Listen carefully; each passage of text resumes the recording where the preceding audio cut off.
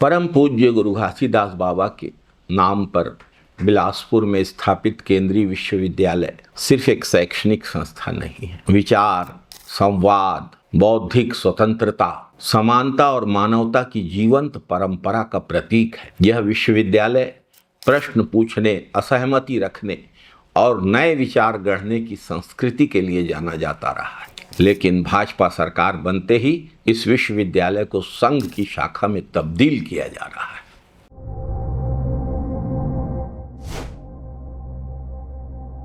जय सतनाम, जय जय सतनाम, जय हिंद साथियों, वंदे मातरम साथियों। जो विश्वविद्यालय परम पूज्य गुरु घासीदास बाबा के नाम पे बना है, जो सत्य, समानता और मानवता के सिद्धांतों में विश्वास करते थे, जिन्होंने सत्य, समानता और मानवता का संदेश पूरे सतनामी समाज नहीं, पूरे छत्तीसगढ़ नहीं, पूरे संसार को दिया, उसी गुरु घासीदास केंद्रीय विश्वविद्यालय के हिंदी विभाग द्वारा साहित्य अकादमी नई दिल्ली के सहयोग से समकालीन हिंदी कहानी बदलते जीवन संदर्भ विषय पे एक महत्वपूर्ण राष्ट्रीय कार्यक्रम आयोजित किया गया था। महाराष्ट्र, उड़ीसा, भोपाल सहित देश के अनेक हिस्सों से प्रतिष्ठित साहित्यकार, शिक्षाविद इसमें शामिल हुए।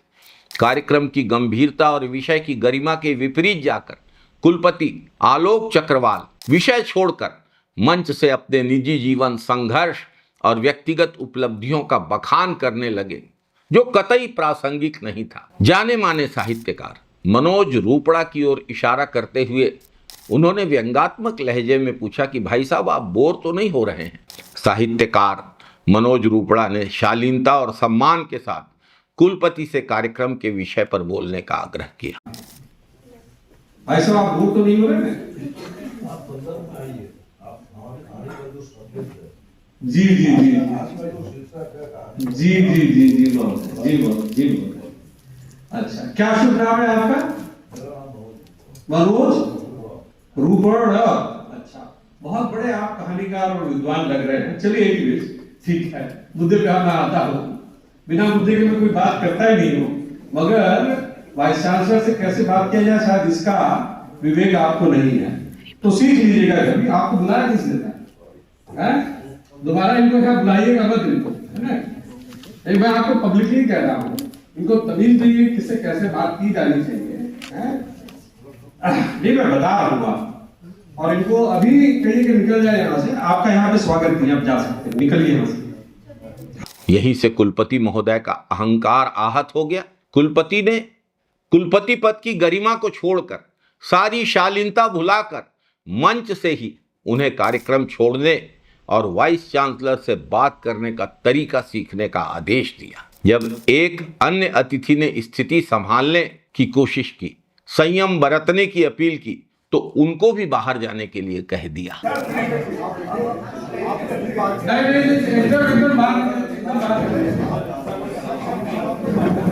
जो भी है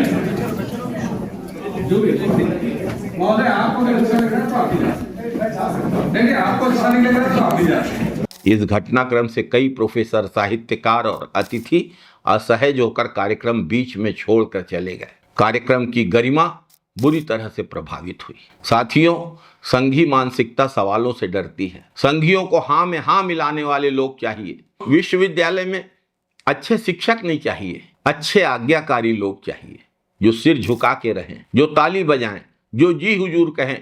संघी परंपरा में सवाल करना असभ्यता है, अक्षम्य अपराध है, असहमति अनुशासनहीनता है। साथियों, परम पूज्य गुरु घासीदास बाबा ने मनखे एक समान का संदेश दिया, लेकिन उनके ही नाम पर स्थापित विश्वविद्यालय के कुलपति खुद को सर्वोच्च और जाने माने साहित्यकारों को तुच्छ समझ रहे हैं। ये मानवता नहीं, यह संघ का संस्कार है। हिंदी साहित्य में संघ की कोई शाखा नहीं है। हिंदी साहित्य किसी संघ की शाखा में पनपा, पाला, पोसा गया पल्लवित पुष्पित फूल नहीं है। हिंदी साहित्य संघर्ष, प्रतिरोध और सवालों की परंपरा है। प्रेमचंद, निराला, मुक्तिबोध, नागार्जुन अगर आज इस तंत्र में होते तो उन्हें भी कार्यक्रम छोड़ने के लिए कह दिया जाता।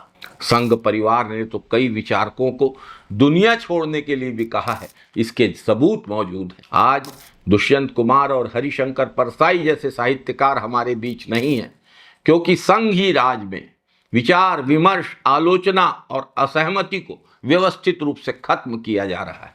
विश्वविद्यालय इमारत नहीं होते, विश्वविद्यालय विचारों की भूमि होते हैं। विश्वविद्यालय ईंट पत्थरों से नहीं बनते, विश्वविद्यालय मनीषियों से बनते हैं। विश्वविद्यालय चर्चा से बनते हैं, विश्वविद्यालय विमर्श से बनते हैं, विश्वविद्यालय विचारों से बनते हैं।